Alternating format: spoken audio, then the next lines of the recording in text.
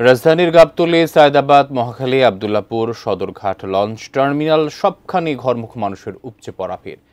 সড়ক মহাসড়কে যানজট এবং নির্দিষ্ট গন্তব্যের গাড়ির না পাওয়া ও বাড়তি ভাড়া নেয়ার অভিযোগ যাত্রীদের।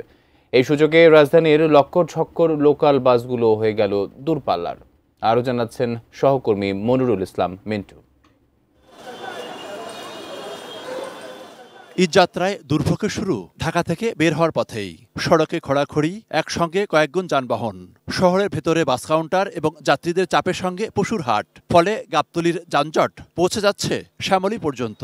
জয়পুরহাট যাব, একটু জ্যাম অনেক বেশি, যার কারণে গাড়ি আসতে দেরি হচ্ছে। মা বাবাকে নিয়ে সবাইকে নিয়ে ঈদ কাটানো। তুমি তারও একটু মেহরবানি কবুল করো আমার কোরবানি। স্বাস্থ্যকর অল টাইম ফ্যামিলি কেক, সব সময় অল টাইম হেলদি লাইফ। টার্মিনালের বাইরে প্রচুর যাত্রী, কিন্তু সেই তুলনায় গাবতলীর মূল কাউন্টারগুলোতে খুব বেশি ভিড় নেই, কারণ টিকিট আগেই শেষ। বাড়তি ট্রিপ দেওয়া সম্ভব হচ্ছে না সড়ক মহাসড়কের যানজটে ঠিকমতো গাড়ি না পৌঁছানোই। আর সেই সুযোগ নিয়ে রাজধানীর লোকাল বাসগুলো হয়ে গেছে দূরপাল্লার। রংপুরে ভাড়া 1000। এই যে পরিস্থান লোকাল গাড়ি, এখন গাড়ি নাই, কি করবো? এই লোকালই তো পাইতেছে না পাবলিক। রাস্তাঘাটে জ্যাম, আমরা সে রাত 7-8 ঘন্টা ওইদিকে এলাকাতে জ্যাম পেলে আসছি। আমরা টিকিট কাউন্টারের সাথে কথা বলছি, তারা বলছে বাস যেগুলো গেছে রংপুরে তারা কোনো আসতে পারতেছে না। এমনিতেই যাত্রী চাপে, যানবাহন সংকটে, এর ওপর দফায় দফায় বৃষ্টিতে দুর্ভোগের মাত্রা বেড়ে যাচ্ছে আরো। প্রত্যেক কাউন্টারে মনে করেন যে জিজ্ঞাসা করা হয়েছে, কিন্তু একবার মুখের দিকে চায়ও না। আমরা সকাল থেকে এখানে ফ্যামিলি এবং ছোট বাচ্চা নিয়ে অপেক্ষা করছি। আমরা প্রত্যেকটা কাউন্টার ঘুরে দেখেছি, কোথাও টিকিট নাই। যমুনা সেতু থেকে ধরে আপনার চান্দুরা পর্যন্ত এই জায়গাটাই, টাঙ্গাইল, এলাঙ্গা এইসব জায়গাগুলোতে জ্যাম পড়ে গেছে।